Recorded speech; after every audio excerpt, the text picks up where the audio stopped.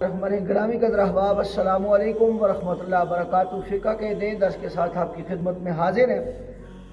मौज़ों के मसाइल की बात चल रही थी, मौज़ों पर मसा करने की। तो ग्रामी कदर अहबाब, सबसे पहले ये अर्ज़ किए दूँ कि बहुत सारे अहबाब ऐसे हैं कि जो इन मसाइल से लाइल्म हैं और शर्म की वजह से या उम्र का लिहाज रखते हुए नहीं पूछते। तो याद रखें, शरा को सीखने में इंसान को किसी भी उम्र में जो है वो शर्म और आर महसूस नहीं करनी चाहिए, बल्कि उसको सीखना चाहिए।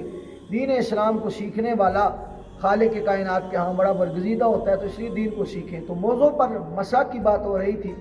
तो मौज़ों पर मसा करने की चौथी शर्त यह है कि हर मौज़ा वो पाँव की छोटी उंगली के हिसाब से कम 3 उंगलियों की मिकदार फटा हुआ ना हो। यानी इतना फटा हुआ ना हो कि आपके पाँव की छोटी जो उंगली है उसकी उस जैसी 3 उंगलियों से ज़्यादा फटा हुआ ना हो। इससे कम अगर फटा हो तो ठीक है, अगर इससे ज़्यादा फटा होगा तो उस पर मसात करना दुरुस्त नहीं है।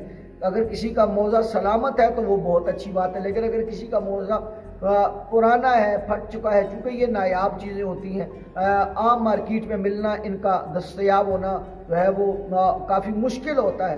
तो अगर किसी का मौज़ा फट चुका हो तो वो ज़्यादा और कम की मिकदार आपकी खिदमत में अर्ज़ की है कि ज़्यादा से ज़्यादा वो पाँव की छोटी उंगली की मिकदार 3 उंगलियों के बराबर जो है वो फटा होना चाहिए। इससे ज़्यादा फटा होगा तो आपका वज़ू जो है वो मौज़ों पर मसा दुरुस्त नहीं होगा। इसी तरह 5वीं शर्त यह है कि मोज़े खुद ही पाँव पर ठहर जाएं, बांधने की ज़रूरत पेश ना आए।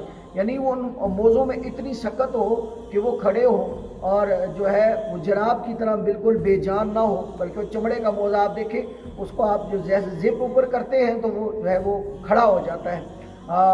वो मोज़ा किसी सहारे के बगैर जो है वो आपके टखनों पर टिके, ऐसा मौज़ा जो है उस पर मसा करना दुरुस्त है। इसी तरह 7वीं शर्त ये है, 6ठी शर्त ये है कि मोज़े इस कदर मोटे और गाढ़े हों कि पानी को जिस्म तक न पहुँचने दें। ये इसीलिए उलमा फरमाते हैं जराब पर मसा, ऐसी जराब अगरचे मोटी हो लेकिन वो चूँकि पानी की माने नहीं, पानी को जो है वो रोक नहीं सकती जिस्म तक जाने से, लिहाजा उस जराब पर मसा जायज़ नहीं है। लेकिन इसके बरअक्स चमड़ा जो है वो पानी को जिस्म तक पहुँचने से रोकता है, लिहाजा उस पर मसा जायज़ है।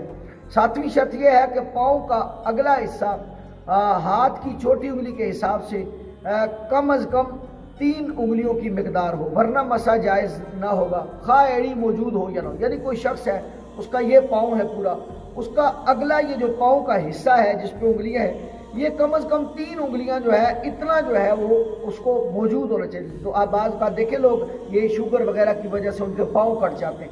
किसी शख्स का अगर इतना पाँव मौजूद है कि 3 उंगलियां पाँव है और उस पर वो मसा कर सकता है, तो उस ऐसे शख्स का मसा जायज़ है, खा उसकी एड़ी कटी हुई हो। लेकिन अगर किसी शख्स का इतना पाँव भी नहीं है कि 3 उंगलियों का मसा नहीं है, तो उसके लिए मसा जायज़ ना होगा।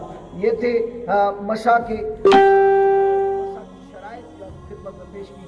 अल्लाह मुझे और आपको शरीयत मुहम्मदी को समझ कर उस पर अमल करने की तौफीक अता फरमाए और दोनों जहानों की कामयाबियाँ हमारा मुकद्दर फरमाए। अस्सलामु अलैकुम वरहमतुल्लाहि वबरकातुहू।